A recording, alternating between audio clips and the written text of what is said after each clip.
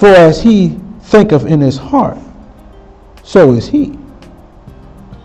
Eat, drink, saith he saith to thee, but his heart is not with thee. Scripture, we hear it quoted a lot, but this one-liner is, for a man thinketh in his heart, so is he. And the Proverbs also says, but he that eateth and drinketh with you may not be with you because his heart is far from you. Just because you live with somebody, eat with somebody, that don't mean we are the same bodies. We got the same mind. And so what you think you are, that's what you become. That's why it's so important that you build esteem, self-esteem for yourself. Not being prideful, but know that your self-worth. Whatever you think, that's what you be. That's why people can change their gender right now because they think that way. That's the power of your mind. And your mind can defile your own body, the way you think. Or it can go against your own nature from what you think. If you think yourself rich, you can be rich. If you think yourself poor, you'll be poor. You can talk yourself to being sick. You know, if somebody coughing or somebody sneeze on you, don't you feel kind of funny? Let somebody go ka-choo, and even last week, I think Minister Daphne said, I got a headache, or I feel something you said, and I caught that thing. I'm like, I feel the same way.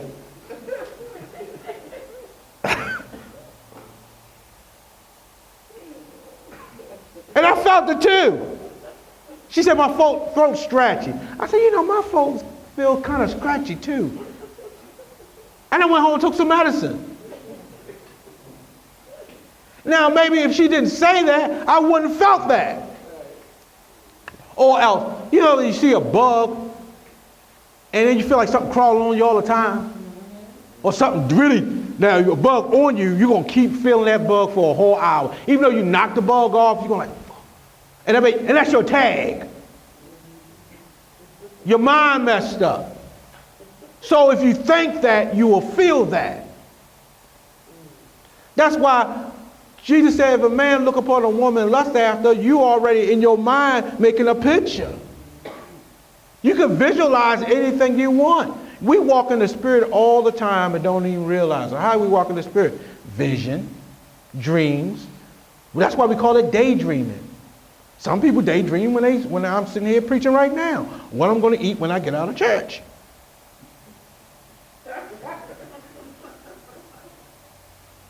Well, how you know, Pastor? I might be saying something crazy, your eyes are like this. Don't even move. I know you ain't here. Scotty got your body. You on the mothership somewhere else.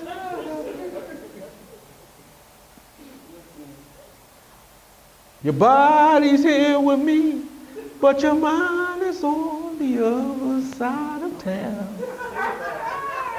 See, y'all. That's for the old school people. Y'all youngins don't know about that. Like, what? Y'all don't know about that. Amen. That's when you start singing that song, somebody that left you. Just let y'all know that. Amen. But y'all come on back to the church.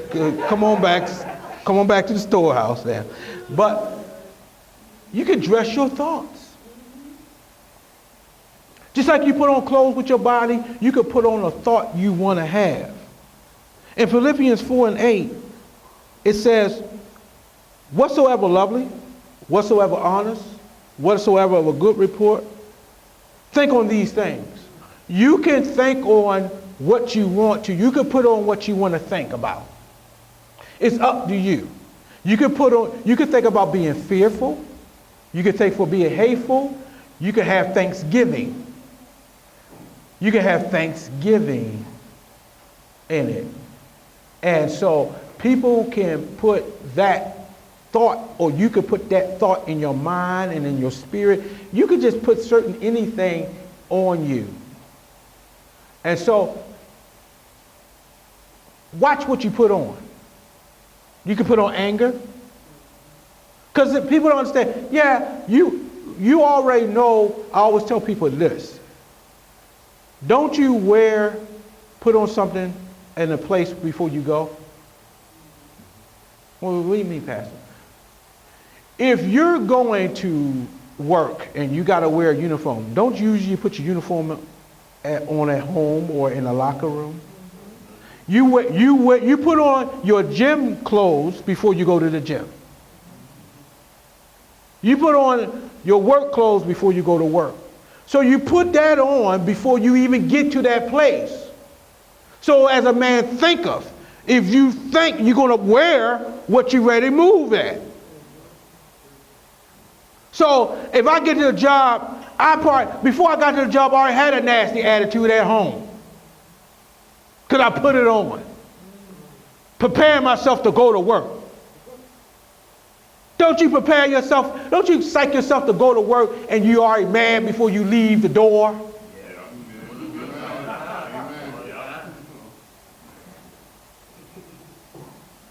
Oh, I gotta go to this job. You wearing it? You putting it, the same way you put on your shoes, you putting on that anger, you putting on that frustration, you putting on that thought. And the thought was with you when you drove up. Then you finally get there, the parking lot filled, or you run into traffic. That's why folks cuss everybody out, because they mad at me when they left. That's why you got road rage, because you put the rage on when you got out the house. And people say, well, Pastor, why people get mad when they go to work? Because work is a curse. We were, as human beings, never meant to be our own providers. We were never meant to work. Our hands was never meant to build. We were to build with our mouth. We supposed to have been like God. God didn't never touch nothing. Only creation that he put his hands on was man. Because he wanted to touch man. He put his own breath in man. Everything else he spoke out. That's why we so special. He said he gonna be like us. What do you mean like us? That means we have authority. We just command stuff. That's why when Jesus walked out the boat, he said to the boat, or to the winds of the wave, be thou still, hush up. Because that's the how command we supposed to have. But if we dress our thoughts like we dress our, see, let me say this. You can wear expensive clothes. Why can't you wear expensive thoughts? And you can wear ugly clothes like you can wear ugly thoughts. You know, ever had that outfit? You ever been in, let me talk to myself. You ever had something you put together on a hanger, but when you put that thing on, it just was jacked up, it wasn't right, and you looked at it like, this ain't working. Don't you know your mind could be the same way when you put on these thoughts, you dress your mind up with certain thoughts, you'll say something, when people say something off out of their mouth, they didn't dress their thoughts right. The first sentence didn't match the second sentence. They weren't coordinated in their thought and how their mindset is. That's why he said a double-minded man is unstable in all his ways. That's why he tell you not to sew an old piece of garment to a new garment, because they're going to look worse. And you can dress your thoughts up in the same way. Let me give you another scripture real quick. 1 Corinthians 15:33 said, be not deceived, evil communication corrupt good judgment. What you say out your mouth can corrupt your judgment. What you speak, what you think about people can corrupt your judgment. The word, people can misunderstand you and say things against you and don't even know what's going on. That's why I tell people, don't talk about everybody because you don't know the whole story. We might talk about them in the White House and in the outhouse, whatever. You don't know the whole story. I don't deal with certain people who have business, especially people who deal with business and people that don't know. Even here, Pastor, won't we do this and won't we do that? And I don't know why Pastor won't let us do this. Because of insurance. Liability. You can walk. All you got to do is say, I ain't coming back no more. But guess who they go get from the IRS? All that is in my all that has to come into my decision-making factor. All you see is one point. So a person running a business, he got to think of his liabilities, his overhead, the insurance, what will cost him, and if he put all that factor in, it ain't worth doing it. Good idea, but it ain't worth it. You just see the good idea you came up with. It's a lot involved. And let me say this. Up front, everything look pretty. You walk behind there, you're going to see all kind of crazy looking wires. That's backstage. And what's behind your stage?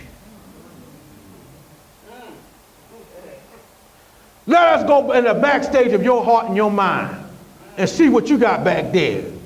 See what you got hiding in the corner. That's why I tell people, just so people can dress, we are good at dressing this flesh up. But behind us, our life is jacked up, ugly. Can we look just as good in our thoughts as we can look in our body? That's why I learned, usually when people got a hoarding in their house or ugly house, they got ugly mind. If you dirty in your house, you got a dirty mind. Now, Pastor, you can't clean people like clean. You are what you eat, you are who you deal with. Usually people who have order, let's look at them. People who have order everywhere. I'm an orderly person.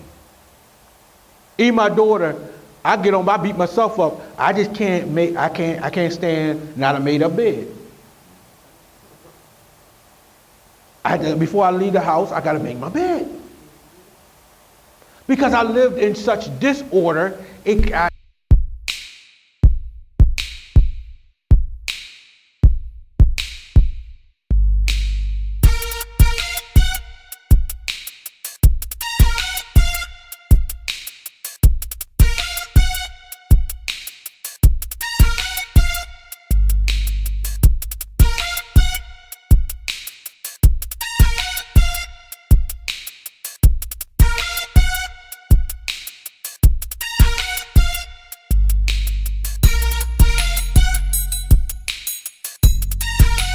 went the other way. But I got to dress my thoughts. And that's your thought. So a man think of in his heart, so is he. So if you think rich, you will be rich. And rich there ain't always in money. Rich is in, Jesus said, I have your abundant life. Abundant life, people always think abundant life, oh, I got me a 6 Series Mercedes-Benz. I got me a Maserati. And that's not abundant life. Abundant life is just having joy in your life, peace. You're satisfied. You with your family, your friends. You have a good rapport. Just having abundant. You just have a happy life. Everything is cool. You know, even though you have bad times, your bad times, you know how to adjust your mood that your bad times ain't so bad. And you got to learn how to train your mind. When something ugly come in your life, just change your clothes. If you spill something on your pants, don't you go and change your pants. If something spill in your life, won't you change your mindset? Just change your mind. Oh, I remember I had to say this. This person left me, that happened, and God had to remind me. I said, oh, I still got my house. I still got some peace. I still got my baby. And I started to change. I had to learn how to change my clothes. That means change my mindset, my thought, and find out, oh, I got a little spill. Oh, I ain't got no money. But I was able to pay my bills on time. Thank you, Jesus. Change your mindset. That's why they got stain remover. Spray some of that on your mind. Get that stain of hurt out of your mind. Because sometimes, you know what? I always tell people, your past is a closet, but your future and your creative ability is a universe. Because your past is one episode. Your future can be vast. And if you make your future so big, it will dwarf your past. So you can't change your past, but you can make a future. My future now, at first I thought I'll never get over this. I'll never bounce back. My future looks so great and I'm so excited and so much stuff going on. I don't remember my past. That's when you come into forgetting those things. Because all you got to do is dwarf your future. Dwarf your past with your future. Let me say this. Your past is like, little Jonesy. If Jonesy's standing right there and her mother standing in front of her, Jonesy is your past. Kimmy is your future. You won't even see Jonesy if Jonesy's standing right there behind her mother. Won't we build our futures that way? So whatever happened, the mess ups we did, our future's so big they will dwarf our past, and we can change the way we